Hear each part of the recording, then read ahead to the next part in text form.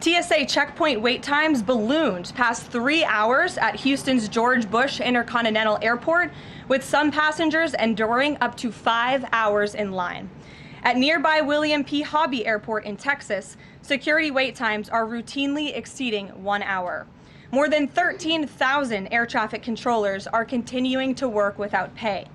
Because of the Democrats, these men and women who keep our airspace safe and moving will miss a second paycheck in a row this Friday if Democrats refuse to open the government. Let me be clear to our incredible air traffic controllers across the country.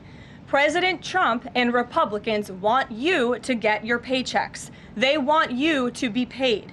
Please call on your Democrat senators and tell them to side with President Trump and Republicans to vote to reopen the government. Our nation's 4 largest airlines, United, Delta, American, and Southwest, have now all endorsed the Republican, nonpartisan, clean funding bill to end the government shutdown. Major unions, collectively representing tens of thousands of pilots, have also joined the airlines in calling on Democrats to pass the clean, nonpartisan CR. The travel industry is also imploring Democrats to end the shutdown and reopen the government. Nearly 500 companies and groups in the travel business, including casinos, hotels, and convention bureaus, signed a public letter warning that America's travel economy has already lost $4 billion due to this Democrat shutdown, and they have called for the Republican CR to be passed, saying Americans expect and deserve a fully functioning federal government during the peak holiday travel season.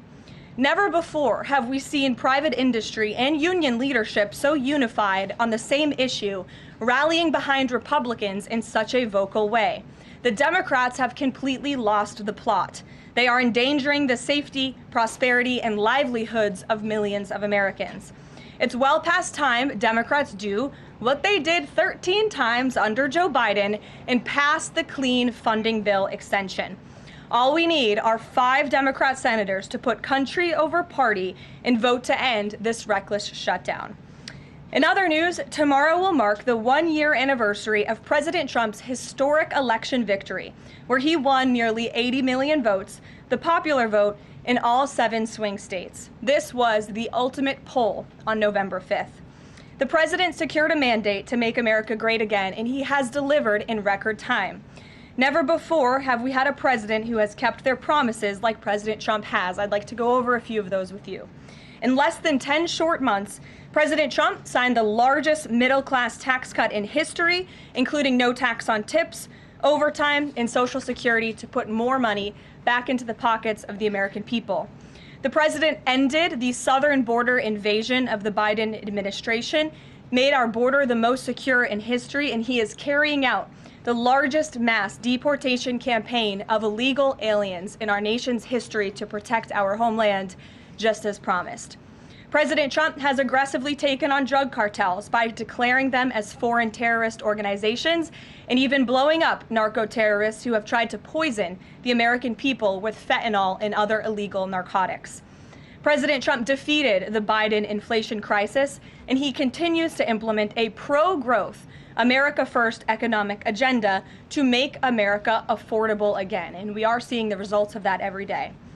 Inflation has remained low and steady, averaging just 2.5% compared to the painful average of 5% under Biden, and we know it was historically higher than that for most of President Biden's term. Meanwhile, real private sector wages are on track to rise by almost $1,500 since President Trump took office, a significant change to the Biden years where private sector wages declined and were being wiped out by inflation. President Trump has ended the reckless war on American energy and unleashed energy dominance, with gas prices now plummeting to their lowest average levels in more than 4 years.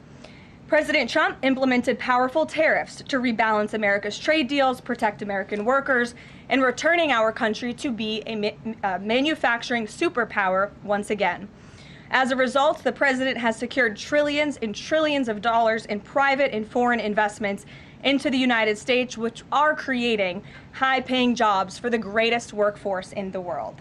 The president has restored America's place as the leader of the free world through his unwavering peace through strength foreign policy that has already ended 8 wars and counting. And the president ended illegal DEI initiatives in our federal government and is returning our country to a merit-based society based on common sense. President Trump protected opportunities for women and girls to compete safely and fairly by continuing to keep men out of women's sports. Americans have a president who works tirelessly, literally 24/7, to improve their lives and make our country better than it has ever been before. So with that, today we will open it up to questions, and we will start with our independent journalist in our new media seat, Julio Rosas. Julio, please start. Thank you. Thanks, Caroline. So over the weekend in Mexico, a mayor in Michoacan, Carlos Manso, he was assassinated while celebrating Dia de Muertos with his family. His assassination has sparked a lot of outrage. A lot of Mexicans are very upset.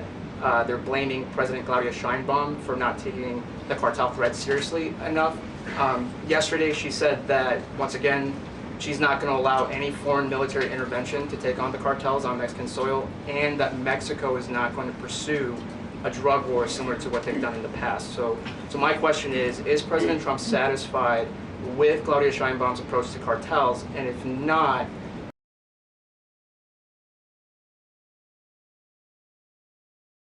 that's 210 calories of pure.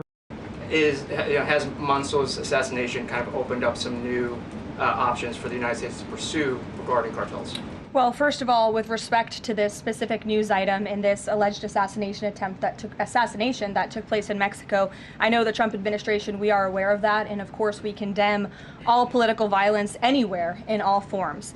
As for Claudia Sheinbaum and the president's relationship with her, I think he has a lot of respect for her as president of Mexico, and he also really appreciates the coordination that she has provided to the Trump administration. I can't speak for her and what she's doing internally in her country. I can speak for the president in saying we are continually pushing Mexico to do more to tackle the drug trafficking and the drug cartels within their country, and we are working with them in any way that we can. And the president has obviously used the full range of executive options in his authorities to crack down on drug trafficking at our southern border and to designate these cartels as foreign terrorist organizations and additional actions as well.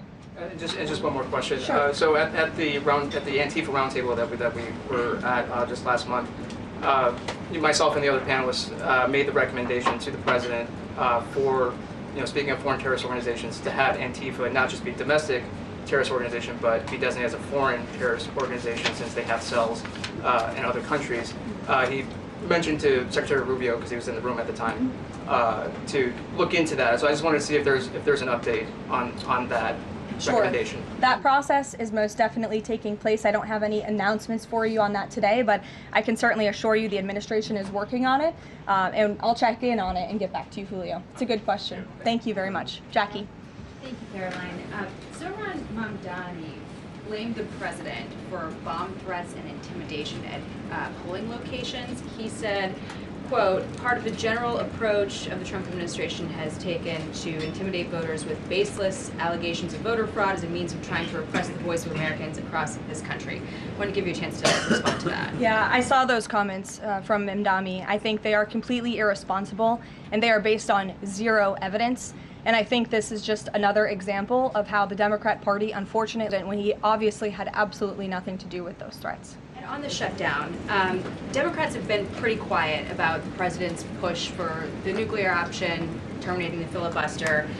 Is there any concern around here that Democrats might actually want Republicans to get rid of the filibuster so that one day, when they're in power again, the door's already open for them to pack the Supreme Court, give statehood to D.C. and Puerto Rico, make mail-in balloting permanent, those kinds of things? I think the president has been very realistic and strong in his position on the filibuster. He's been very vocal about it. I just spoke to him about it. He feels really strongly about this.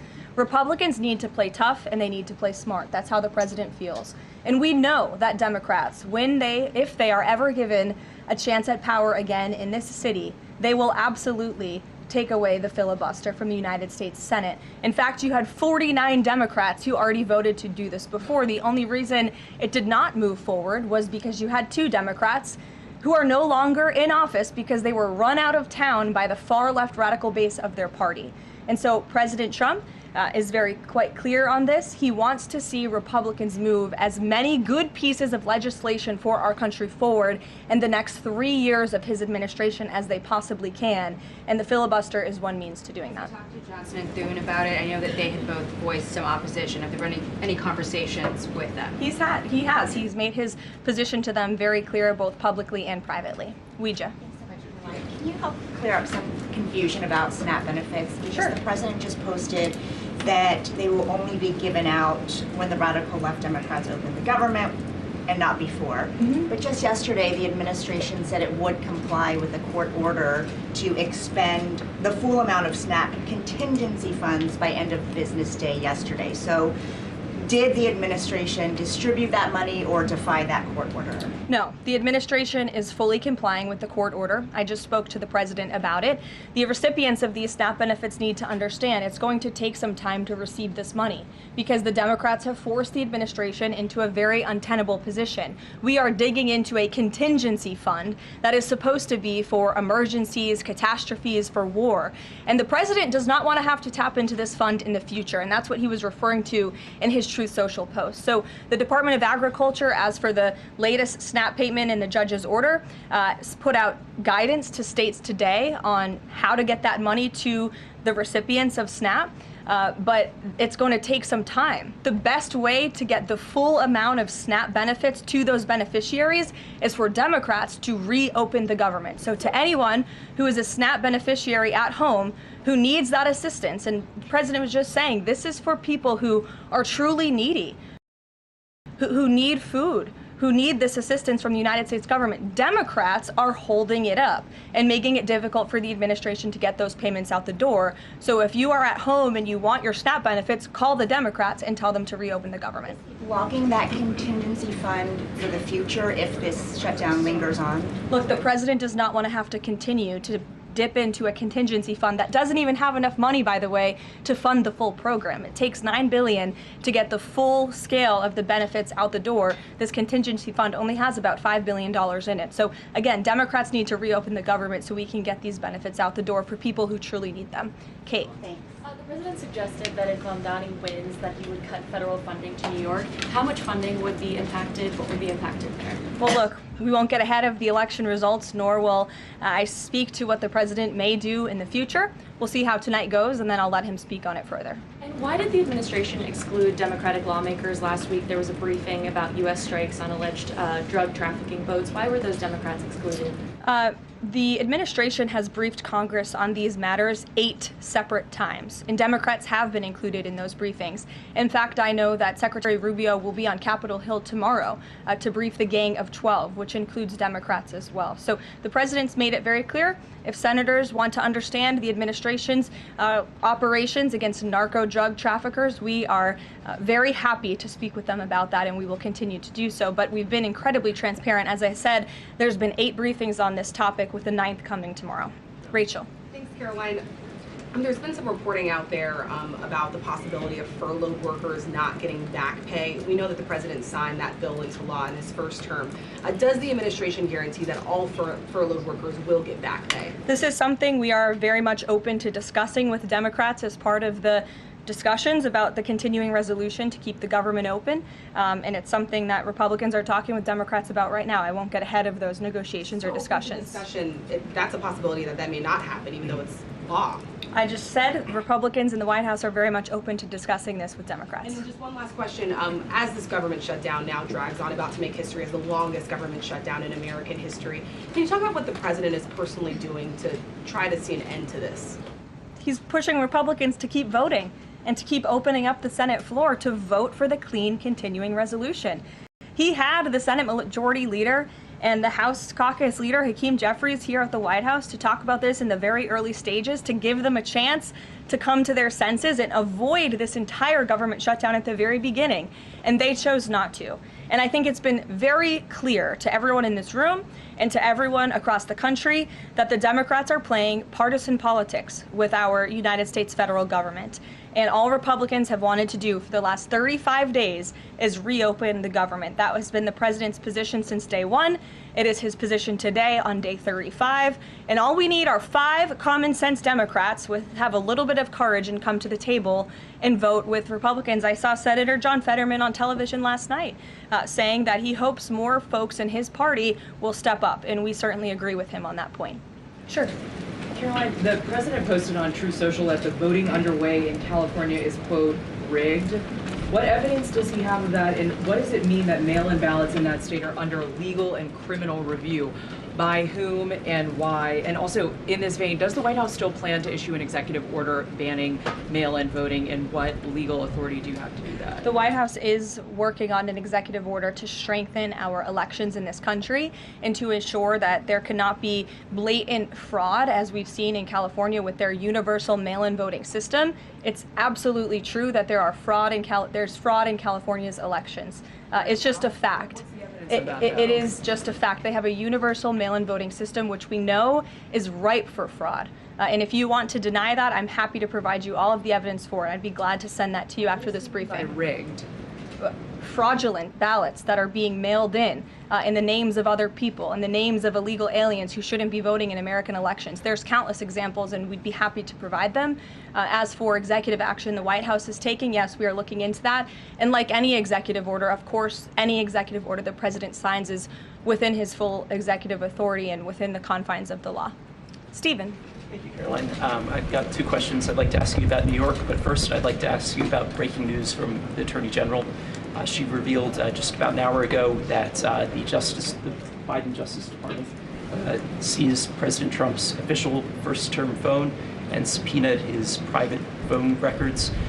Do you have a reaction to that? And also, do we know if they actually got those private call records? I saw the Attorney General's post on that. For additional questions, I would refer you to the Department of Justice, but I think this is just further evidence of the egregious overreach and weaponization of government that took place under the previous White House against then former President and now President Donald J. Trump. It was a clear effort by the Biden White House and the Biden DOJ to go after the president, and this is just further evidence of that.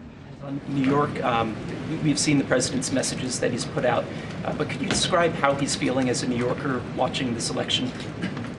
Well, the president is a New Yorker and he loves New York. It is his home. He talks about that all of the time, and he's made his thoughts on this election quite clear, I think, himself. In the back, yes, go ahead. Thank you. Over the weekend, there were reports. I was going to you in the green, but go ahead and then you can have your question. Thank you. Over the weekend, there were reports that President Trump was due to host President of Syria, Ahmad al-Sharia, on Monday. Do you have any preview for that meeting? Is he expected to invite him to join the U.S.-led anti-ISIS coalition? I can confirm that that meeting will be taking place here at the White House on Monday, and this is part of the president's efforts in diplomacy to meet with anyone around the world in the pursuit of peace. And as you know, when the president was in the Middle East, he made the historic decision to lift sanctions on Syria to give them a real chance at peace. And I think the administration, we've seen good progress on that front under their new leadership. And so he will be here at the White House on Monday, and I'll let the president speak further on it on Monday. Yes, go ahead. Thank you, Caroline. I was just curious, you had mentioned there that President Trump, as we know, has been speaking with Republican leaders in Congress about reopening the government. Is he involved in any other negotiations, and is he prepared to sign something if a deal does come out by the end of this week? On top of that, with SNAP benefits, does he have any authorities or considering any authority there to release more funds to help people who are desperately needing these benefits? So look, I think I've already answered the question on SNAP. We're complying with the court's order, and we're getting that partial payment out the door as much as we can and as quickly as we can, but it's going to take some time because, again, this is a prorated payment that we're tapping into a contingency fund for. The best way to get those payments out the door is for Democrats to reopen the government. But yes, the president is in constant communication with his friends on Capitol Hill. They know, they call, he answers, he picks up the phone. He's a very transparent president in that way. And as soon as the Democrats pass the clean continuing resolution, President Trump will be here to sign it. Keep your eyes on Truth Social on this matter. The president's making his position on it quite clear. And again, he is right. Republicans need to play tough. We know that this is what the Democrats will do if they are ever given the keys to power again. And he wants to pass as many good pieces of legislation as we possibly can for our country and for our people. That includes election integrity reforms. It includes additional tax policy. It includes, fixing our immigration system further in ways that only Congress can. And the president fears with a Democrat Party that is so radical and opposes everything he does and everything he says, this is the only option for Republicans to move forward. Karen. Question. President Trump said to CBS in the 60 Minutes interview that he did not know the Binance founder, which he pardoned. What exactly did he mean for that? I know it caused. He means he does not know him personally. He means he does not have a personal relationship with this individual. And when it comes to pardons, the White House takes them with the utmost seriousness, and the president understands the responsibility that he has as president to issue clemency and issue pardons to individuals who are seeking that. That's why we have a very thorough review process here that moves with the Department of Justice and the White House counsel's office. There's a whole team of qualified lawyers who look at every single pardon request that ultimately make their way up to the President of the United States. He's the ultimate final decision maker. And he was very clear when he came into office that he was most interested in looking at pardoning individuals who were abused and used by the Biden Department of Justice and were over-prosecuted by a weaponized DOJ. And the individual you're referring to, that was certainly the case. Even the judge in his case said that the sentencing that the Biden administration was asking for was egregious and went too far. And so the president is correcting that wrong, and he has officially ended the Biden administration's war on the cryptocurrency industry, and I think that's the message he sent with this pardon. Karen, yes. Back on the issue of back pay for furloughed workers, you said that the White House is open to discussing that with Democrats, but what would that discussion even be? There was a law, the president signed it in 2019. What could a discussion look like? Why is that even open for discussion? Look, Karen, as I said, Republicans are talking about that with Democrats right now, and I don't want to get in the middle of those sensitive conversations. But as we've complied with the SNAP order, the White House, the administration is always going to comply with the laws. We're always going to comply with the ruling of judges across the country. But the Republicans are discussing this matter with Democrats right now. Why would there even be a consideration of not paying those workers? Tom Dempsey, News Nation. Big day in the Supreme Court tomorrow with President Trump's tariff policy facing a legal challenge. What's at stake with that case? And if the Supreme Court rules against the Trump administration, what is Plan B for trade policy? I'll tell you, the White House is always preparing for Plan B. It would be imprudent of the president's advisors not to prepare for such a situation. With that said, we are 100% confident in the president and his team's legal argument in the merits of the law in this case, and we remain optimistic that the Supreme Court is going to do the right thing. The importance of this case cannot be overstated. The president must have the emergency authority to utilize tariffs. Look at what President Trump has been able to do with the leverage and the power of tariffs. He's been able to sign peace deals all over the world and end global conflicts and literally save lives. He's been able to bring in trillions of dollars of investments into our country. In fact, this year alone, we are going to cut the deficit by $600 billion, namely because of the president's effective use of tariffs. And the president strongly believes that economic security is a matter of national security, and tariffs have a lot to do with that. And this case is not just about President Trump. It's about the use of this emergency authorization for tariffs for future presidents and administrations to come, and we're confident and hopeful that the Supreme Court will do the right thing. Kristen. Why did President Trump get an MRI during his recent visit to Wall Street? Look, as President Trump said, he would inquire with the physicians. I'll check back on that. But as the physical itself stated, Kristen, and as you all know, because you were all witness to it, every single day the president is in optimal physical health. This was a follow-up appointment, and we provided a detailed readout of that physical. I'm happy to give it to you again, and I can inquire further. With all due respect, an MRI is a very specific procedure. It's done on a part of the body looking for something specific, so it's not generally part of any kind of routine checkup. And in addition, President Trump has said that he wants to be transparent. He told us to ask the doctors, which we have and have not heard back. Why don't we have more information on this? As I said, I'll check back for you. Go ahead. Karen, can you update us on the mediation efforts this administration is leading in Sudan, trying to achieve a ceasefire there? Sure, yes. The United States is actively engaged in efforts to bring about a peaceful resolution to the terrible conflict in Sudan. We remain committed to working with our international partners, including Quad members, Egypt, Saudi Arabia, the UAE, as well as others, to lead a negotiated peace process that addresses both the immediate humanitarian crisis and the longer-term political challenges. I actually spoke with Secretary Rubio about this morning, as of course there's been, kind of an uptick in recent reporting on the matter, and he assured me that the administration is very much engaged. We're in pretty frequent communication with those Arab partners that I just mentioned, and we want to see this conflict come to a peaceful end, just as we have with so many others, but the reality is it's a very complicated situation on the ground right now. Yes. Hi, yes. Just trying to go back into the subject of Mexico. Is the Trump administration planning to send U.S. troops to Mexico to combat drug cartels, as reported by other outlets? That's not something I would confirm from this podium if it were happening, so I will not comment on that. Eamon. Thank you, Caroline. Why did the president decide not to go to the Supreme Court tomorrow? He had indicated earlier that he might want to go and attend in person. Yeah. Now he's saying he's not going to go. Why? The president did have an interest in attending the Supreme Court hearing tomorrow, as I just expressed how important it is to him, the administration, and the country, this case. But he is traveling to Miami tomorrow, as you all know, to give an economic address with the mayor of Miami and many global business leaders to talk about his historic success with the economy over the past 10 months and talk about sort of where we are headed as a country in terms of our economy. So he'll be traveling tomorrow on the road in Miami. That's why he won't be here, but Secretary Scott Bessent will be in attendance at the hearing tomorrow at the request of the president.